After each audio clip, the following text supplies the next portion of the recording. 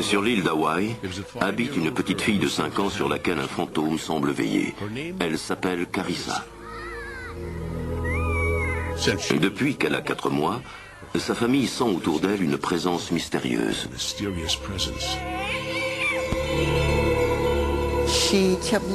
Elle n'arrêtait pas de regarder derrière mon épaule gauche et de glousser. Je l'ai posée à terre, sur un duvet, et j'ai pris 3 photos d'elle. Quand je les ai fait développer, les photos montraient 2 objets ressemblant à des rubans qu'elle regardait.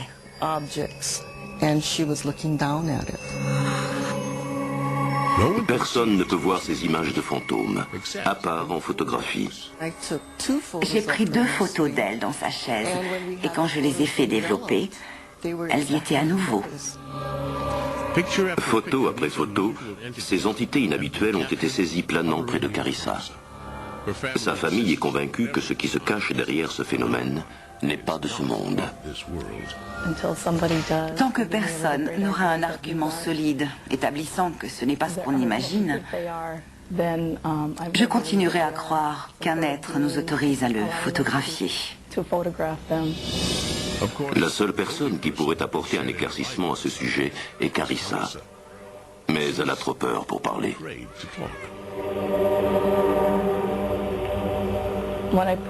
Quand je la mets au lit le soir, parfois elle dit « Ils me font peur ». Quand je l'interroge à ce sujet, je n'obtiens aucune réponse explicite. Pour le moment, la famille de Carissa dit que tout ce qu'ils peuvent faire, c'est accepter ces visiteurs inhabituels. Ce qu'on voit sur ces photos, ça nous dit juste « Nous sommes là, nous faisons partie de votre univers, il faut nous faire confiance et nous croire ». Et ce n'est pas parce que vous ne nous voyez pas que nous n'existons pas. L'histoire de Carissa est étrangement similaire à celle du film Le Sixième Sens. Tu sais l'accident? Oui. Quelqu'un a été blessé. Ah bon? Une dame, elle a le cou brisé. Mon Dieu, tu la vois? Oui.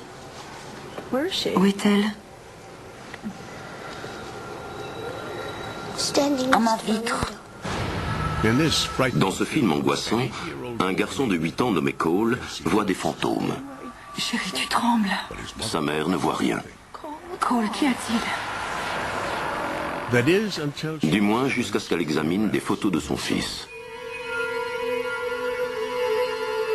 Elles se rend alors compte que sur chaque photo, on voit Cole avec de mystérieuses lumières, des apparitions venant d'une autre dimension.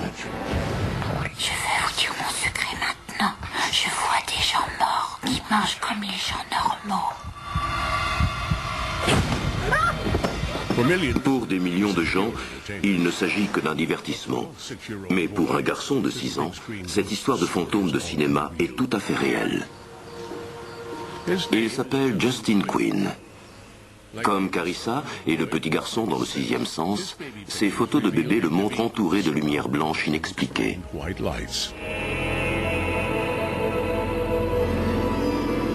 Mais tandis que Justin grandissait, ces images fantomatiques ont pris une forme plus humaine. Je me souviens la première fois quand il m'a dit qu'il voyait un homme qui se tenait dans l'embrasure de la porte de sa chambre. Il était là. Et puis, il est parti. Il est sorti de l'autre côté. Justin dit aussi qu'il a eu une seconde apparition, celle d'une jeune fille. Je n'ai rien dit. J'avais peur. Je me cachais sous mes couvertures et je regardais par en dessous. Et elle était encore là. Et elle se rapprochait plus près, plus près, plus près. James Van Praagh, le célèbre médium et auteur du best-seller Parler au ciel, vient chez les Quinn dans le Connecticut pour essayer de prendre contact avec les fantômes. Bonjour, comment allez-vous? Bien et vous? Enchanté. Devant les caméras, Van Praagh rencontre Justin pour la première fois. Salut Justin, ça va? Bien. En entrant, j'ai senti une densité, de l'énergie dans la maison. Tu t'assois ici et je m'assois là? Puis Van Prague commence le délicat processus de questionner ce garçon timide. C'est là qu'il se tenait? Oui, j'ai vu une petite fille qui se tenait dans ma chambre. Comment était-elle? Blonde? Elle avait les cheveux tout dressés. J'ai travaillé avec beaucoup d'enfants et ils sont très réceptifs, ouverts et sensibles au monde des esprits, car ils en sont très proches. Où est ta chambre? Justin montre à Van Prague où il a vu la première fois les images de l'homme et de la petite fille. Jolie chambre. C'est là que tu as vu la petite fille? C'est là que j'étais. Tu étais là. Tu dormais ou tu étais réveillé? Réveillée. Tu étais réveillé. Chaque fois éveillée. Ensuite, ils vont au sous-sol où Justin dit avoir vu les deux apparitions. Ils sont dans cette pièce? Elle se cache dans le placard. Pourquoi elle aime être là? Cause d'y jouer. Elle aime les jouets. Parfois, elle joue avec mes jeux. Pourquoi ces esprits entraient-ils cette maison par ailleurs heureuse? Pendant l'enquête de Van Prague, il sent quelle pourrait être la réponse. J'ai le sentiment qu'autour de ce site, il y a eu des gibets. Ça peut sembler étrange, mais des gens y ont été tués. Après avoir passé une heure avec le garçon, Van Prague en tire une conclusion étonnante. Justin a bien vu des fantômes. Van Prague le sait car il lui semble les avoir vus aussi. Dans la cuisine, il explique sa vision de médium à la mère de Justin. Ce que j'ai capté, ce sont deux jeunes filles, et une autre aussi avec de longs cheveux blonds, comme les vôtres, mais plus clairs. J'ai vu aussi un homme qui tenait leurs mains.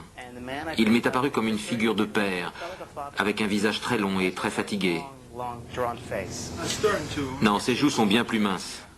Van Prague décrit les esprits à un dessinateur de la police. Et il a le menton plus long. Beaucoup plus long? Oui, et plus fin aussi. Beaucoup plus fin? Et les yeux plus ronds et sombres.